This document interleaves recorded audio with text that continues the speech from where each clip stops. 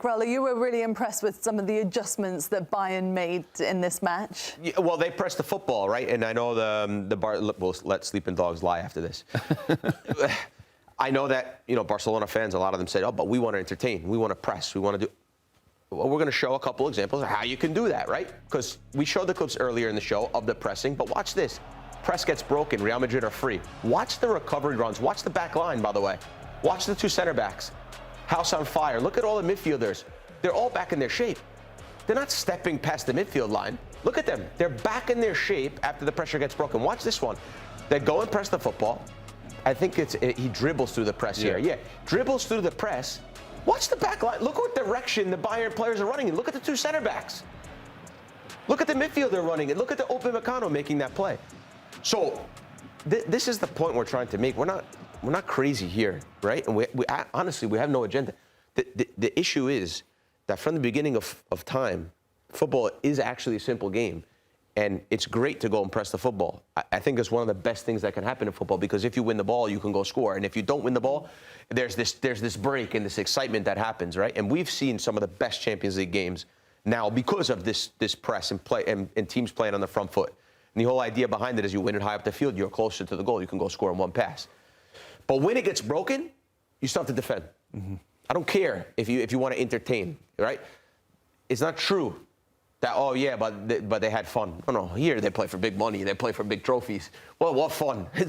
Here is fun when you lift a trophy with the big ears at the end. That's fun. Not fun that you play in a way that you're disregarding the rules that were put in place in football for for hundreds of years or whatever it may be. When the line gets broken, you have to drop. That's how it is. You don't go into a fight and you just throw punches like this. No, you put your hands, you're right. And that's the way football is. And I didn't make the rules. That's just the way it is. And you have to respect it. Bayern do a good job at respecting that. Bayern, they are the only team now that can win the treble this season. They're still on, obviously, for the Bundesliga. They've got the domestic cup as well. And now the Champions League, their remaining schedule looks like this.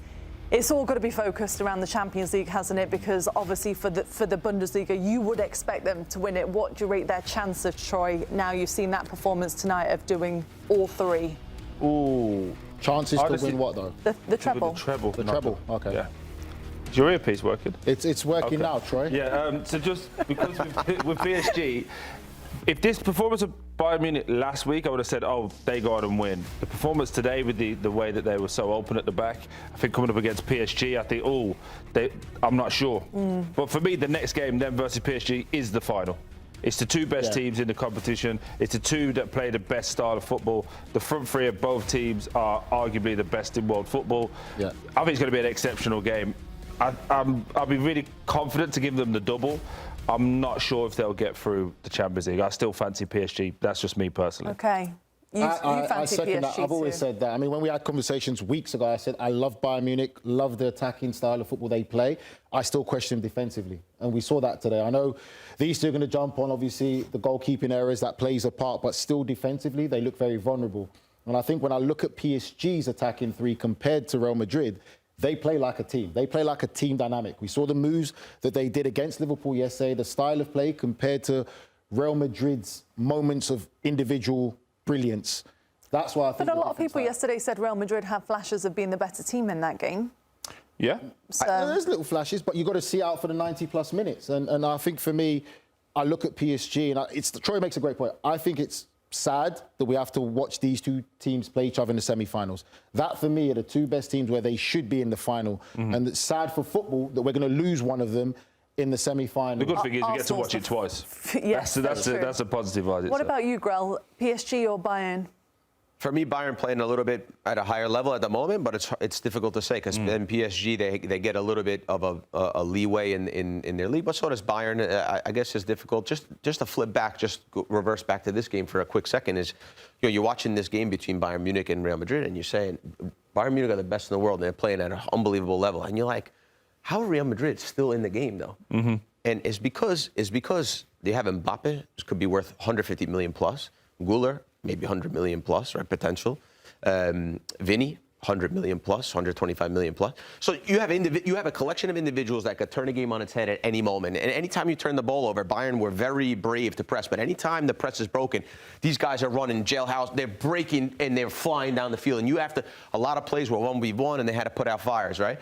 But you have got $300 million worth of players, maybe more, in 3 players. So that's how they're able to create these individual moments. But that's why I want to go back to what Troy said. Troy, the team, the best team wins. And for me, when you watch football, if you're a coach, if you're somebody in football, you want to see the best team win. When you go, if you're a coach and you go talk to your team, what do you preach?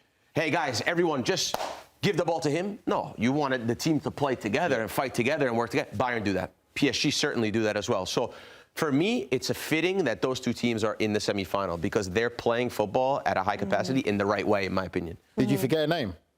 Who? You forget Jude's name? No, is that Italian bias or what? You forgot Jude Bellingham's name? Jude made a difference today. From the first leg when he didn't start, he came on. I actually think Mendy was the best player for Real Madrid, the left back. I thought it was fantastic. What about, obviously, the red card that changed things? Because Camavinga came in, right? And before that, it was so end-to-end. And then the double yellow, he's sent off. Did you feel like that was a real turning point in the game? And by the way, did you think it was a red card, Troy? We'll have a look at it here. Again, in my day, no. Modern day, yeah, it's 2 yellows. That's the way that the game is now, isn't it? So I do think it was a key turning point in the game. It was end-to-end. I think there was a few moments where Vinicius Jr. could have scored as well. One he misses, where he whiffs it. But, yeah, when you go down to 10 men against the best team, we just saw it with Barcelona yesterday. When they lose a man, it's just so hard to, at this level, to overcome it, isn't it? That's the point there, Troy, there, at this level. You got to think about what's at stake now. It's Real Madrid, Bayern Munich at home, Real Madrid going man down. Confidence is going to be oozing through the Bayern Munich players to say, right, we're going to get it done. They're going to get way more confident knowing that Real Madrid are man down. They can move that ball quickly, and it goes to what Grella says about how precise and direct they are with their passing. When you're playing at that high level there, it makes a difference when you're playing that top quality team. Obviously, Arbeloa found himself in a really interesting position where they're 7 points back of Barcelona. Barcelona look like they're going to go on and win La Liga. Do they stay with Arbeloa, first of all, to the end of the season? Or you think... let you finish your sentence, no.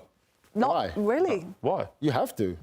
What, based on what? You might as well just let him finish out and see out the season. It's a World Cup year.